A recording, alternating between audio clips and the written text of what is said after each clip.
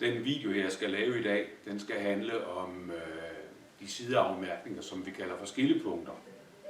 Jeg opdagede i vores undervisning i går aftes, at det var et område, som måske nok kunne give anledning til lidt forvirring. Og det inspirerede mig så til at lave den video her. Det, jeg har tegnet på tavlen her, det er et fuldstændig tænkt eksempel, der lige er opfundet til lejligheden. Men det skal forestille Nordsjælland, indsejling til Isefjorden. Vi har Hundested her, vi har Frederiksværk her, og sejler man videre ned, så kommer man ned til Roskilde. Men det, der er issue, det er, at jeg vil prøve at forklare, hvordan at et skillepunkt det kan stå i forbindelse med et sejlløb, der deler sig. Hvis vi nu kommer ind her igennem hullet ned til Isefjorden, så kan vi jo dreje hen og så finde vejen ned mod Roskilde. Og hvis vi gør det, så er der ingen tvivl om, hvordan at sideafmærkningerne de skal stå. Fordi når vi sejler ned med Roskilde, så er vi for indadgående, hvilket vil sige, at så har vi jo grønne markeringer hele vejen hen her, og så ned mod Roskilde. Der er heller ingen tvivl om, at på den anden side, der har vi de røde sidemarkeringer.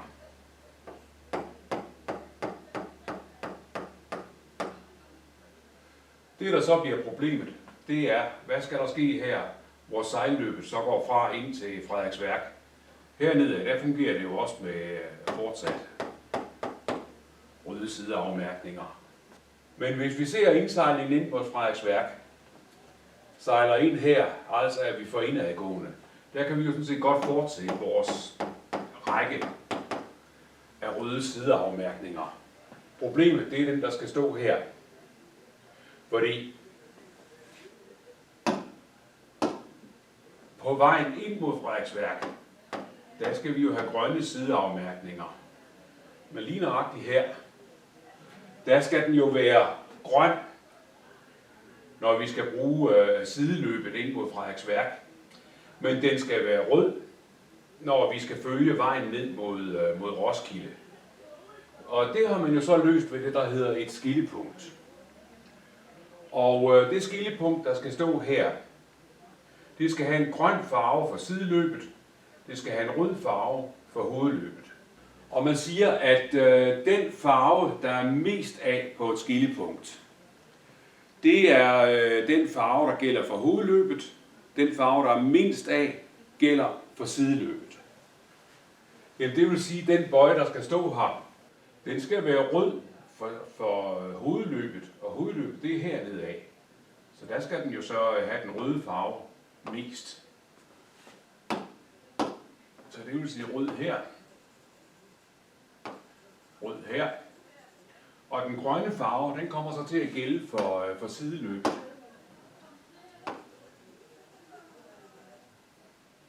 Så det vil sige, at den bøje, vi har her, 3 farvefelter, mest rød, mindst grøn.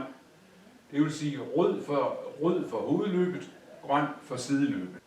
Så nu tager vi lige og gør den lidt mindre, og så flytter den herned, hvor den rent faktisk skal stå. Så der har vi sådan set opskriften på, hvordan sådan et skillepunkt det skal stå.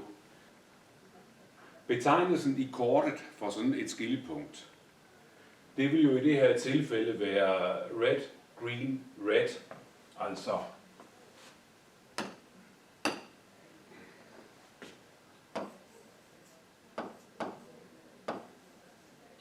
RGR.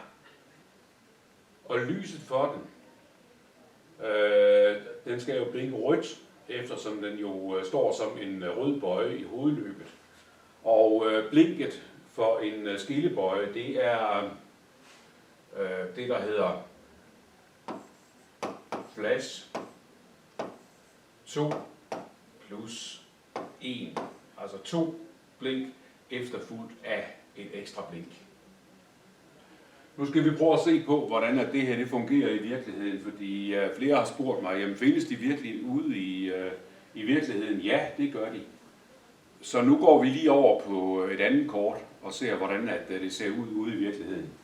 Det kort, vi har her, det er Skipos søkort. Og det udsnit, jeg har fundet her, det er T-ruten, dybvandsruten ude i Kattegat. Den ligger øst for Samsø.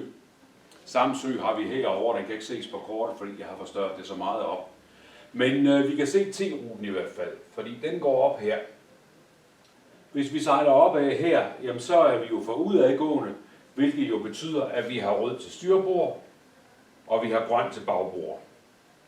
Og det passer også med, at vi skal følge renden heroppe. Men de skibe, der ikke kan passere T-ruten på grund af dybgang, de går jo igennem dybvandsruten, som skiller fra hernede et sted, kommer op her, sejler op og støder til T-ruten igen heroppe. Lige nøjagtigt her, der står der et skillemærke, et skillepunkt. Vi kan se, at det har betegnelsen GRG, altså grøn, rød, grøn. Den har mest grøn, jamen det vil sige, at den skal stå som grøn bøje i hovedløbet. Og det passer jo faktisk meget godt, fordi hovedløbet, det er jo det, vi har her. Og de grønne bøjer står til bagbord, når vi er for udadgående. Og så passer det jo med, at når vi kommer herop, jamen så står den som grøn bøje for hovedløbet.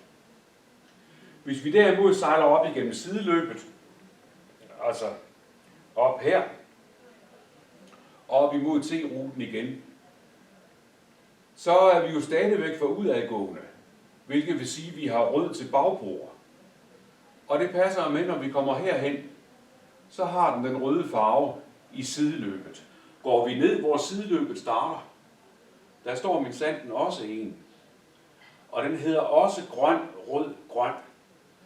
Og begrundelsen er jo den samme. Fordi den skal være grøn for hovedløbet. Hovedløbet går op her jo. Så der skal den stå som grøn bøje. Sejler vi op her, jamen så er vi stadigvæk for udadgående, hvilket vil sige, at vi har rød til styrbord. Og der passer det jo med, at den står som en rød bøje her til styrbord.